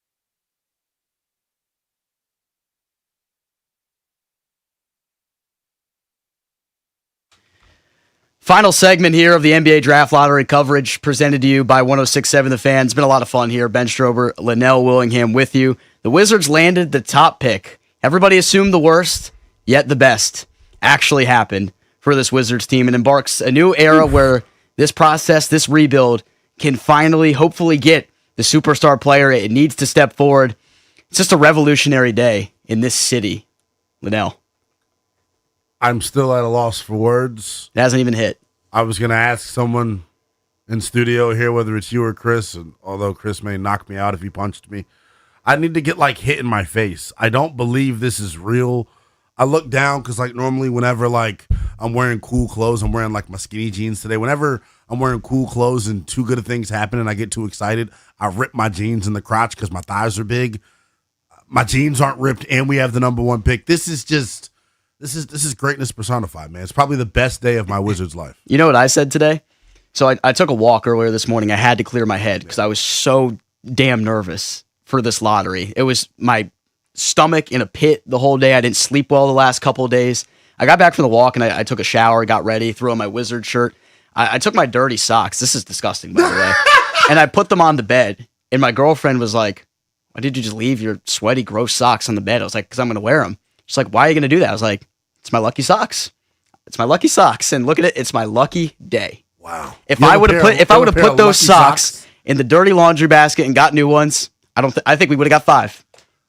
So now that you have a pair of lucky socks, was there anything else that the socks were lucky with, or are these just brand new lucky socks? Whoa. Well. Whoa. All right. So what else? When else did you wear these socks? Well, I just decided they were lucky. So hold on, Ben. No. Listen. You can't just wear it. I felt it. I had an intuition. They're now lucky socks. By the way, can I borrow those then?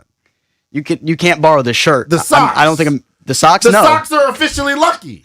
They weren't lucky before. They were just funky. Now they're lucky. I took a sticky note this morning and I wrote down the Wiz will pick in the top 3. I wrote it 15 times because apparently that's affirmations, manifesting. Somebody taught me how to do that once. The law, the laws of the universe, the law of attraction.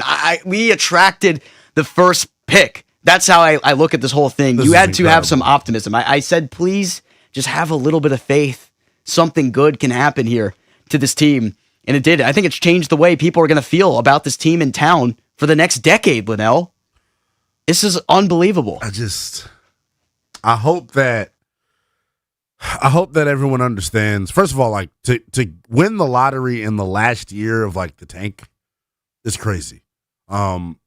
Tanking is no longer going to be a thing from here on out based on the new rules that are going to be put in place. That's right. For the 27 draft. So for the Wizards to win the lottery in the last year of being able to really tank and it makes sense, everything's coming up Wizards right now is what I keep saying. Exactly. And you feel like the point that you were in, this was the last chance. Right. And as demoralizing as it was when you didn't get Cooper Flagg last year and you fell to 6, you had to just take a 30,000-foot view and say, hey, we got one more year of this thing. Let's give it one more go. And third time was the charm. It's amazing. I mean, look at it. The tank worked. Yes. In terms of getting what you wanted, although you didn't get Cooper Flagg. You won the games yet, but yeah. You got the best player probably in the 2024 draft class, and Alex Sarr. You got the second overall pick that year, and then you got the first pick this year. That was a successful bottoming out period in my books. Now we just got to start winning. I think the best pick in this whole thing of the whole tankathon is probably going to end up being, from a value standpoint, getting Keyshawn George where you got him. Arguably a top 4 or 5 player in that 23 class. You get him, 24 class rather. Yep. You get him with the 23rd overall pick. And we were having conversations earlier about who's going to be the starting 5. I'm seeing people mock up lineups already. Is Keyshawn your starting 2 guard this year? I think there's a case for it. It's going to be fascinating to see. But do you need Bilal's defense on the floor more than you would need Keyshawn? Because Keyshawn can defend his ass off. Just got to learn to not foul. That's his problem. But that'll grow. I wonder how you would want to balance these lineups. You don't want to have an offense that's too, you want to have a lineup that's too offensive heavy. You don't want to have a lineup that doesn't have, enough shooting either and the ability to stretch the floor. So I think it's fascinating. All in all, though, massive, massive W. This is why you tank, and I want to make sure we continue to thank the man we need to thank. Because I think in this town, when Dan Snyder was acting the way that he was acting, we don't give our ownership groups enough credit. The learners are constantly getting dunked on for not spending enough. Ted Leonsis, my friend, you have wore it. You ripped the Band-Aid off. You made what was a super, difficult decision, and then you trusted respected basketball folks, man. And this is what happens when you do it. Now you're going to have a new number one pick to be loyal to, and he's going to be here for the next 15, 20 years. They trusted in Will Dawkins and Michael Winger to lead this process, to draft, to develop, to do whatever is necessary. There's a lot of questions that remain with what happens next. Does somebody get traded? Right. Who do the Wizards actually take at 1 or 2? And when you have all these questions in mind, you're the national talk of basketball right now. National TV games. It's going to be all summer. Arenas could actually be filled. Outside of the John Wall celebration night, I didn't really see any pro Wizards crowd at the games. No. Next year, especially with AD, Trae Young, you're going to see that situation. Programming note before we get out of here. Yeah. Will Dawkins, general manager of the Washington Wizards, will join the Sports Junkies tomorrow at 8 in the morning. You will not want to miss that here on The Fan. That's going to do it for our wall-to-wall coverage of the NBA Draft Lottery. I want to thank Metal Chris behind the scenes for doing an incredible job. That is Lynnell Willingham. I'm Ben Strober. The Washington Wizards will pick first overall. It's time to celebrate here in the district.